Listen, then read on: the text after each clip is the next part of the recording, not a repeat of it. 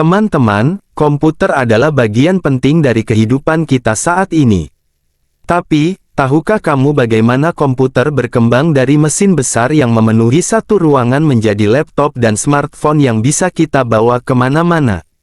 Mari kita bahas perjalanan menarik ini, dari generasi pertama hingga generasi kelima dan masa kini.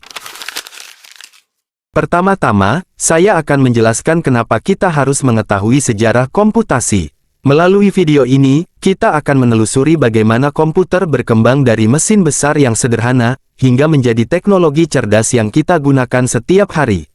Kenapa ini penting? Karena, dengan mengetahui sejarah ini dapat membantu kita untuk lebih menghargai kemajuan teknologi.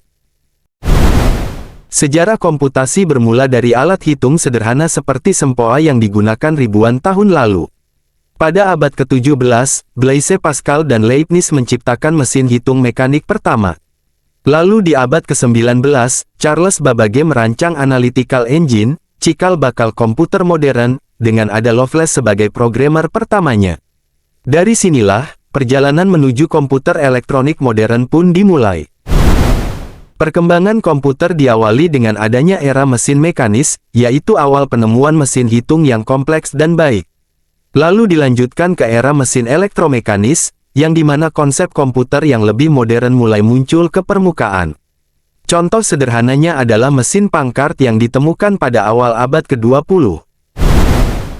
Generasi pertama komputer muncul sekitar tahun 1940-an. Komputer pada masa ini menggunakan tabung vakum untuk menghantarkan sinyal listrik. Ukurannya sangat besar, bisa memenuhi satu ruangan, dan sangat boros listrik. Komputer seperti ENIAC dan UNIVAC-1 adalah contoh terkenal. ENIAC, yang dibangun pada tahun 1946, mampu menghitung ribuan operasi per detik.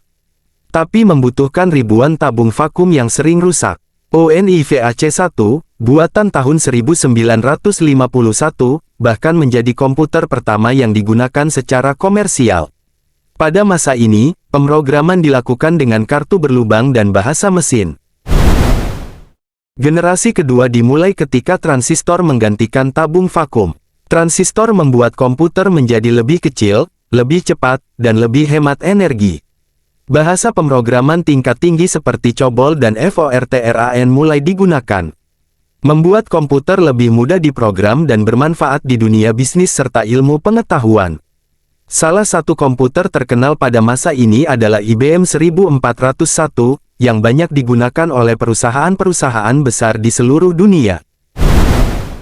Generasi ketiga dimulai dengan penggunaan Integrated Circuit atau IC. IC memungkinkan banyak transistor digabungkan ke dalam satu chip kecil. Hasilnya, komputer menjadi semakin kecil dan murah, tapi lebih kuat dan cepat. Pada masa ini juga mulai diperkenalkan monitor, keyboard, dan sistem operasi. Salah satu komputer paling berpengaruh di era ini adalah IBM System 360, yang memungkinkan berbagai ukuran dan fungsi komputer menggunakan arsitektur yang sama. Revolusi besar terjadi pada generasi keempat dengan ditemukannya mikroprosesor. Mikroprosesor menggabungkan seluruh unit pemrosesan ke dalam satu chip kecil. Komputer menjadi sangat ringkas, efisien, dan terjangkau. Inilah awal mula komputer pribadi atau PC. Contoh terkenalnya adalah Apple Macintosh 1984 dan IBM PC 1981. Pada masa ini juga diperkenalkan antarmuka grafis GUI dan mouse, yang membuat komputer semakin mudah digunakan. Generasi kelima dimulai pada tahun 1990-an dan terus berlanjut hingga sekarang. Komputer modern kini didukung oleh kecerdasan buatan AI, komputasi awan cloud, dan internet berkecepatan tinggi. Mesin masa kini bisa belajar dari data, memahami bahasa manusia, dan bahkan berinteraksi secara alami, seperti asisten digital Siri atau ChatGPT.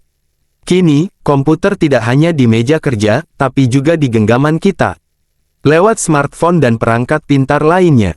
Dunia telah berubah, dan komputer menjadi pusat dari segalanya, belajar, bekerja, bahkan berkomunikasi. Dari tabung vakum raksasa hingga kecerdasan buatan, sejarah komputer adalah kisah tentang kemajuan manusia. Setiap generasi membawa inovasi yang membuat hidup kita lebih mudah dan efisien. Dan siapa tahu, mungkin generasi berikutnya akan membawa kita ke dunia komputer kuantum dan kecerdasan buatan yang benar-benar berpikir seperti manusia.